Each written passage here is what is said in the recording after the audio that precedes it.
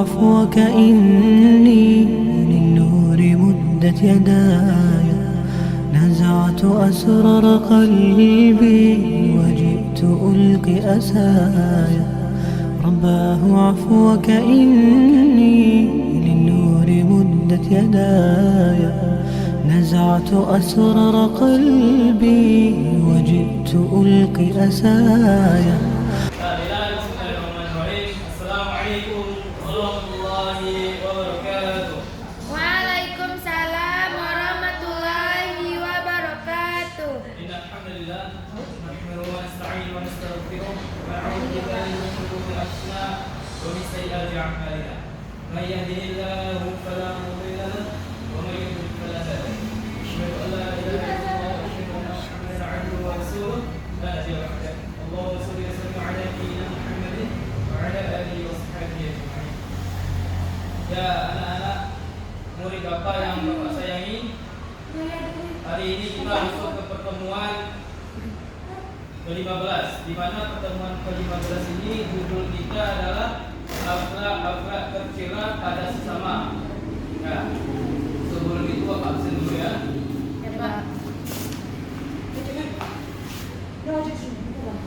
Hafiz, Iin, Tiara sakit. Iya Pak, sakit. Hadir Pak. Hadir. Nomor. Selamat pemulihan. Hadir semua ya. Iya Pak. Kita lihat pada pertemuan kita pada hari ini yaitu adalah akhlak tercela pada sesama. Di mana akhlak tercela pada sesama itu dia dibagi menjadi 5 buah akhlak tercela. Yang itu yang pertama yaitu adalah hasad. Apa itu hasad? Hasad adalah perasaan tidak senang terhadap orang yang mendapat nikmat dari Allah. Nah, itu adalah hasad. Contohnya seperti seorang teman kita mendapat nikmat, contoh nikmatnya itu adalah dia memiliki pakaian yang mewah atau memiliki peralatan yang mewah. Nah, ketika kita melihat dia, kita menimbulkan sifat sakit hati kita. Itu yang dimaksud dengan hasad. Tidak senang melihat orang mendapat nikmat dari Allah. Kemudian yang kedua itu adalah dendam. Apa itu dendam? Dendam adalah kemauan yang keras dari seseorang atau kelompok untuk membalas kegiatan dari seseorang atau kelompok. Nah, contoh dendam ini adalah kenapa maksud? Contoh dari dendam ini adalah ketika kita misalnya orang pernah menjahati kita, orang pernah menyakiti kita, kemudian kita ada kemauan yang keras dari diri kita untuk membalasnya terhadap apa yang telah dilakukan kepada kita. Itu yang dimaksud dengan dendam. Kemudian yang ketiga yaitu adalah ghibah. Apa itu ghibah? Ghibah adalah mengumpat atau mengunjing, yaitu perbuatan atau tindakan yang menceritakan aib orang lain. Nah, ini ghibah. Ghibah ini sering kita jumpai ketika ada kumpulan beberapa orang yang sedang bercerita-cerita. Ini sangat sering kita jumpai orang melakukan ghibah, menceritakan aib-aib orang lain. Atau misalnya seperti ketika dia sedang kumpul, ada misalnya ketika dia sedang kumpul itu si fulan tidak datang, dia menceritakan tentang si fulan. Nah, itu yang maksud dengan ghibah. Kemudian ada yang lagi.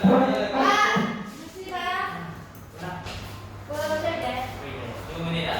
Ini soal. Kemudian yang keempat itu adalah apa itu fitnah? Fitnah artinya perkataan yang bermaksud menjelekkan orang seperti menjatuhkan nama baik dan merugikan kejahatan orang lain. Nah, jadi fitnah itu kita menuduh yang enggak terhadap orang lain, seperti dia tidak pernah melakukan hal tersebut, namun kita tuduh dia pernah melakukan hal tersebut. Seperti contohnya teman kita, dia tidak pernah melakukan pencurian, namun kita ceritakan kepada orang lain bahwa dia pernah melakukan pencurian. Yang membedakan fitnah sama ghibah ini adalah kalau ghibah ini benar-benar terjadi pada teman kita tersebut. Namun kalau fitnah ini dia tidak benar terjadi pada teman kita tersebut, namun kita tuduh dia pernah melakukan hal tersebut. Itu yang dimaksud dengan.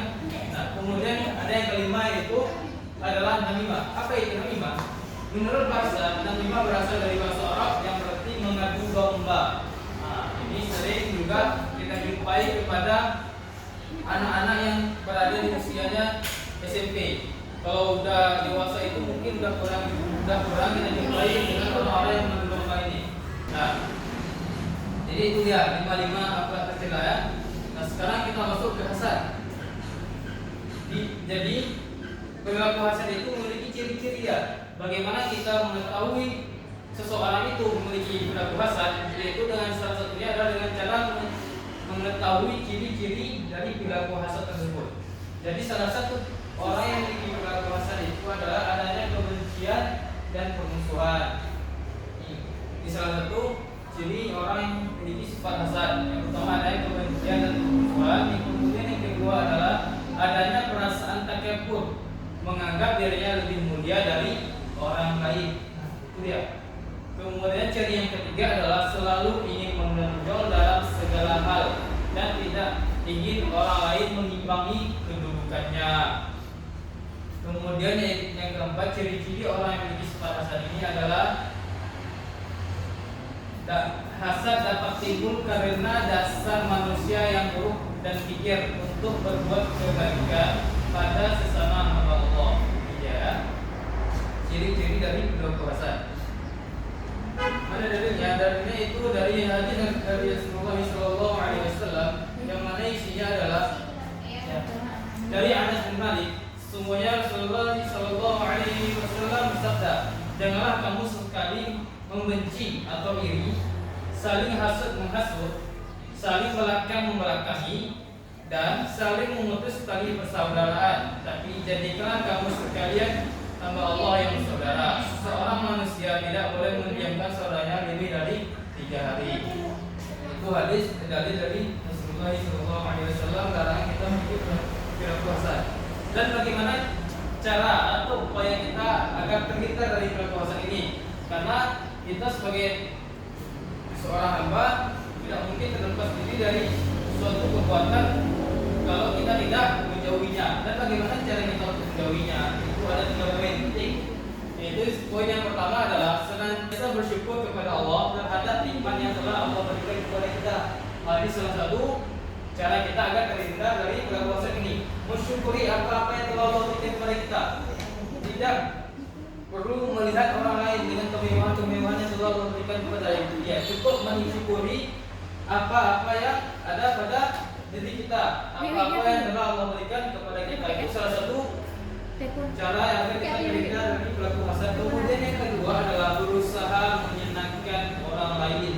Nah, ini poinnya juga sangat penting nih. Seperti contohnya teman kita ini mendapatkan nikmat, agar kita tidak memiliki sifat hasad kepada dia, kita senangkan dia, kita beri apresiasi terhadap nikmat yang telah Allah berikan kepada dia. Seperti contohnya tadi dia memiliki pakaian yang sangat bagus, kita beri sanjungan kepada dia, Masya Allah bajunya bagus sekali. Itu merupakan usaha agar kita terhindar dari sifat hasad, yaitu dengan cara menyenangkan orang lain, menyenangkan orang yang mendapatkan nikmat tersebut. Kemudian poin yang ketiga adalah bersifat rendah hati dan memohon kepada Allah perlindungan agar terhindar dari sifat hasad ini. Ya, dari salah satu sifat yang tercela sama manusia ini, yang hasad aja dulu. Apakah ada yang ingin dipertanyakan? Enggak. Tidak ada ya. Jadi jika tidak ada pertanyaan, jadi Bapak simpulkan, jadi hasad ini adalah dengki atau perasaan yang tidak senang terhadap orang yang mendapat nikmat. Nah, itu adalah hasad tersebut. Dan bagaimana cara kita agar terhindar dari sifat hasad ini? Yaitu adalah senantiasa selalu mensyukuri terhadap apa-apa yang telah Allah berikan kepada kita, berusaha menyenangi orang-orang yang mendapat nikmat dari Allah, sehingga kita terhindar dari tidak hasad kita kepada dia. Kemudian dengan senantiasa berdoa kepada Allah agar kita dihindari dari perilaku hasad. Dan mungkin hanya itulah yang dapat Bapak sampaikan pada materi pada hari ini. Untuk materi selanjutnya kita akan membahas agenda. Untuk pertemuan selanjutnya kita akan membahas tentang agenda. Untuk tugas pada hari ini adalah Bapak menyuruh kalian semua agar menulis salah satu contoh sifat hasad kita kepada teman kita yang sekelas saja nih. Teman-teman kita semua sekali ini contohnya dan bagaimana cara agar kita terhindar dari tidak puasa tersebut. Mungkin hanya sekian yang dapat Allah sampaikan. Lebih kurang mohon maaf. Untuk subhanallah wa bihamdika asyhadu an la ilaha illa anta astaghfiruka wa atubu ilaik. Assalamualaikum warahmatullahi wabarakatuh. Waalaikumsalam warahmatullahi wabarakatuh.